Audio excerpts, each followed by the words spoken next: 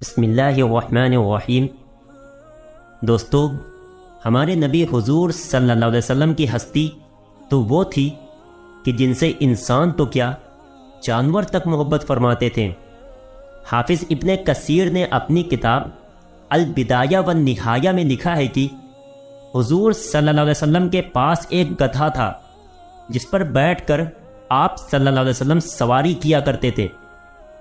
اس زمانے میں گدھے پر سواری کرنا کوئی برا نہیں سمجھا جاتا تھا۔ حضور صلی اللہ علیہ وسلم کے اس گدھے کا نام یافور تھا۔ اس کی بڑی عجیب کہانی ہے۔ حدیث کی کتابوں میں لکھا ہے کہ جب خیبر کی جنگ ہوئی تو مال غنیمت کا بہت سارا سامان حضور صلی اللہ علیہ وسلم کے پاس لایا گیا۔ اس میں یہ گدھا بھی تھا۔ جب سارا مال صحابہ کرام میں تقسیم ہو رہا تھا تو یہ گدھا آگے بڑھ کر حضور صلی اللہ علیہ وسلم کے پاس آ کر کھڑا ہو گیا اور اپنی زبان میں حضور صلی اللہ علیہ وسلم سے کہنے لگا کہ اے اللہ کے رسول، میں اس نسل سے ہوں کہ جس پر نبیوں نے سواری کی ہے۔ اب میں اپنی نسل میں سب سے آخری بچا ہوں اور آپ نبیوں میں سب سے آخری نبی ہیں، اس لیے میں آپ سے سفارش کرتا ہوں کہ آپ مجھے اپنی سواری کے لیے قبول فرما لیجئے۔ تو حضور صلی اللہ علیہ وسلم نے یافور گدھے کو اپنی سواری کے لیے خاص کر لیا۔ سیرت کی کتابوں میں اس گدھے کے بارے میں لکھا ہوا ہے کہ کبھی اگر حضور صلی اللہ علیہ وسلم کے پاس کوئی صحابی نہ ہوتے اور آپ کو کسی صحابی کو بلانا ہوتا تھا تو آپ یافور کو حکم دیتے کہ اے یافور، جاؤ اور ابو بکر کو بلا لاؤ یا عمر کو بلا لاؤ یا فلاں صحابی کو بلا لاؤ۔ تو یافور پھر دوڑتا ہوا ان صحابی کے دروازے پر جاتا اور زور سے دروازے پر ایک دھکا دیتا۔ وہ صحابی باہر نکلتے، سامنے یافور کو کھڑا دیکھ کر سمجھ جاتے کہ حضور صلی اللہ علیہ وسلم کو بلاوا آیا ہے، اور پھر وہ صحابی جلدی سے بارگاہ رسالت میں تشریف لاتے۔ یہ یافور گدھا حضور صلی اللہ علیہ وسلم سے اتنی زیادہ محبت کرتا تھا کہ جس دن آپ صلی اللہ علیہ وسلم کی وفات ہوئی تو یافور کو جیسے ہی خبر ہوئی تو وہ دوڑتا ہوا حضور کے کمرے میں آیا اور حضور صلی اللہ علیہ وسلم کی جسم مبارک کو دیکھ کر رونے لگا، اور پھر واپس لوٹ کر مدینہ کی گلیوں میں تیز تیز چلاتا ہوا دوڑنے لگا۔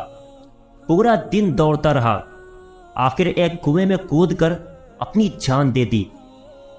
حضور صلی اللہ علیہ وسلم کے پاس ایک اونٹنی تھی، اس کا نام شہبہ تھا۔ اس کو جب خبر ہوئی کہ حضور کی وفات ہو گئی ہے تو وہ اپنی جگہ پر بیٹھے بیٹھے رونے لگی اور چارہ پانی چھوڑ دیا، یہاں تک کہ 10 دنوں میں اسی جگہ پر بیٹھے بیٹھے اس اونٹنی کی موت ہو گئی۔ ایک اور واقعہ حدیثوں میں لکھا ہے کہ ایک بار حضور صلی اللہ علیہ وسلم صحابہ اکرام کے ساتھ ایک جگہ پر بیٹھے ہوئے تھے۔ کافر لوگ تھوڑی دور پر بیٹھے حضور صلی اللہ علیہ وسلم کا مذاق اڑا رہے تھے۔ اتنی دیر میں وہاں سے ایک دیہاتی آدمی گزرا۔ اس نے کافروں سے پوچھا کہ یہ سامنے کون لوگ بیٹھے ہیں؟ تو کافروں نے بتایا کہ یہ محمد ہیں اور ان کے ساتھی ہیں۔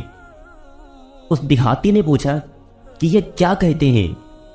کافروں نے کہا کہ یہ کہتے ہیں کہ میں اللہ کا رسول ہوں، تم لوگ میری مان لو تو دنیا و آخرت میں کامیاب ہو جاؤ گے۔ اس دیہاتی نے کہا اچھا میں دیکھتا ہوں۔ اس دیہاتی کے ہاتھ میں مری ہوئی گوہ تھی۔ یہ چھپکلی کی طرح ایک جانور ہوتا ہے، یہ دیواروں پر چپک جاتی ہے۔ اس دیہاتی نے حضور کے سامنے وہ گوہ پھینکتے ہوئے کہا کہ اے محمد، اگر یہ گوہ گواہی دے دے کہ آپ اللہ کے رسول ہیں تو میں ابھی کلمہ پڑھ کر مسلمان ہو جاؤں گا۔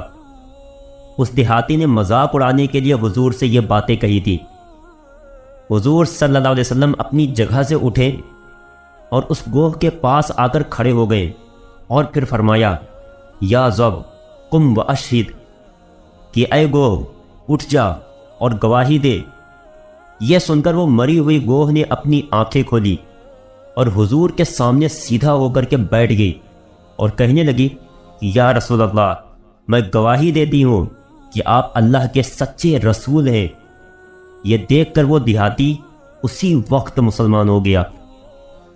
ایک اور واقعہ حدیث کی کتابوں میں ملتا ہے کہ ایک دن حضور صلی اللہ علیہ وسلم فجر کی نماز پڑھا کر باہر نکلے تو سامنے بھیڑیوں کا ایک جھنڈ کھڑا ہوا تھا۔ بھیڑیوں کو دیکھ کر صحابہ کرام ڈر گئے۔ ان بھیڑیوں نے حضور سے اپنی آواز میں کہا کہ اے اللہ کے رسول، ہم سب بھیڑیاں ہیں اور ہمارا کھانا گوشت ہوتا ہے، ہم بکریوں کو شکار کر کے کھاتے ہیں، لیکن اے اللہ کے رسول، اب ہمیں آپ کی محبت میں آپ کے صحابہ کرام کے بکریوں کو شکار کرنے کا من نہیں کرتا، لیکن گوشت کھائے بغیر ہم زندہ بھی نہیں رہ سکتے، اس لیے آپ ہم بھیڑیوں کے لیے روزانہ کی کوئی ایک بکری مقرر فرما دے تاکہ ہم دوسری بکریوں کو شکار نہ بنائیں۔ حضور صلی اللہ علیہ وسلم نے اس بارے میں صحابہ کرام کو بتایا تو صحابہ کرام نے جواب دیا کہ اے اللہ کے رسول، ہم اپنی پالی ہوئی بکریوں کو ان خونی بھیڑیوں کے حوالے کیسے کر سکتے ہیں؟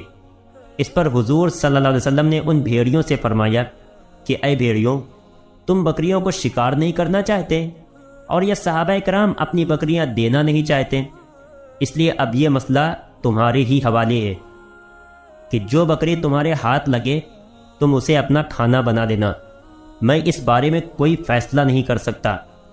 یہ سن کر وہ سارے بھیڑیا روتے ہوئے واپس چلے گئے۔ ابو داؤد شریف میں ایک روایت ہے کہ ایک بار حضور صلی اللہ علیہ وسلم ایک انصاری صحابی کے باغ میں ٹہلنے کے لیے گئے تو وہاں ایک اونٹ بندھا ہوا تھا۔ اس اونٹ نے جب حضور صلی اللہ علیہ وسلم کو باغ میں دیکھا تو اس نے حضور صلی اللہ علیہ وسلم کو اپنے پاس بلایا اور رونے لگا۔ حضور صلی اللہ علیہ وسلم نے اس کے سر پر ہاتھ پھیرا تو اس اونٹ کے آنسو نہ رکے۔ پھر آپ نے پوچھا کہ اس اونٹ کا مالک کون ہے؟ تو ایک انصاری صحابی حاضر ہوئے اور کہا کہ اے اللہ کے نبی، یہ میرا اونٹ ہے۔ حضور صلی اللہ علیہ وسلم نے فرمایا کہ تم اس بے زبان جانور کے بارے میں اللہ سے نہیں ڈرتے ہو؟ تمہیں اللہ نے اس اونٹ کا مالک بنایا ہے، یہ اونٹ مجھ سے شکایت کر رہا ہے کہ تم اسے دن بھر بھوکا رکھتے ہو اور کھانے کو بھی بہت کم چارہ دیتے ہو، لیکن اس سے کام بہت زیادہ لیتے ہو۔ ان صحابی نے کہا اے اللہ کے نبی، آپ صحیح فرما رہے ہیں، مجھ سے یہ غلطی ضرور ہوتی ہے، لیکن آج سے میں اس کا پورا خیال رکھوں گا۔ اسی طرح حدیث کی مشہور کتاب مسند احمد کی 3 جلد کے پیج نمبر 158 پر ایک حدیث لکھی ہوئی ہے کہ حضرت انس رضی اللہ عنہ سے روایت ہے کہ ایک انصاری صحابی حضور کے پاس آئے اور کہنے لگے کہ اے اللہ کے نبی، میرے سارے اونٹ پاگل ہو گئے ہیں اور میں نے انہیں قابو میں کرنے کی بہت کوشش کی ہے لیکن ناکام رہا۔ کچھ اور لوگوں نے آ کر میرا ساتھ دیا لیکن ان اونٹوں نے سبھی کو زخمی کر دیا ہے۔ جو بھی ان اونٹوں کے پاس جاتا ہے تو وہ اسے مارنے دوڑتے ہیں۔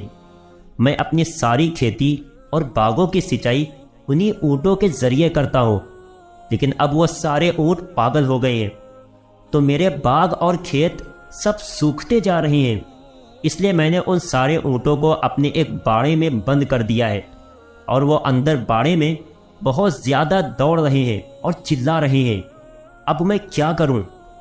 تو حضور صلی اللہ علیہ وسلم نے اپنے صحابہ کرام سے کہا کہ چلو ان کے گھر چلتے ہیں، اور پھر حضور صلی اللہ علیہ وسلم ان صحابی کے باڑے کے پاس پہنچے جس کے اندر اونٹ بند تھے۔ حضور صلی اللہ علیہ وسلم نے ان صحابی سے کہا کہ مجھے اونٹوں کی رسیاں دو، میں ان اونٹوں کو باندھ کر آتا ہوں۔ وہ صحابی کہنے لگے کہ اے اللہ کے رسول، ایسا نہ کریں، ہمیں ڈر ہے کہ وہ اونٹ آپ کو کوئی نقصان پہنچا سکتے ہیں۔ حضور صلی اللہ علیہ وسلم نے فرمایا کہ تم پریشان نہ ہو، تم لوگ باہر ہی رہنا اور مجھے رسیاں دو، میں انہیں باندھ کر آتا ہوں۔ اور پھر حضور صلی اللہ علیہ وسلم ان رسیوں کو لے کر باڑے میں داخل ہوئے اور دروازہ اندر سے بند کر دیا۔ اونٹوں نے جیسے ہی اندر کسی آدمی کو آتا دیکھا تو وہ دور سے ہی تیزی سے اسے مارنے کے لیے دوڑے، لیکن جب پاس آ کر ان اونٹوں کی نظر حضور صلی اللہ علیہ وسلم پر پڑی اور دیکھا کہ یہ تو اللہ کے نبی محمد صلی اللہ علیہ وسلم ہیں، تو سارے اونٹوں نے حضور کے قدموں پر اپنا سر رکھ دیا۔ پھر حضور صلی اللہ علیہ وسلم نے ایک ایک اونٹ کو رسی سے باندھ کر کھوٹوں میں باندھ دیا اور پھر دروازہ کھولا تو وہ صحابی یہ منظر دیکھ کر حیران رہ گئے اور کہنے لگے کہ اے اللہ کے رسول، میں گواہی دیتا ہوں کہ آپ اللہ کے سچے رسول ہیں۔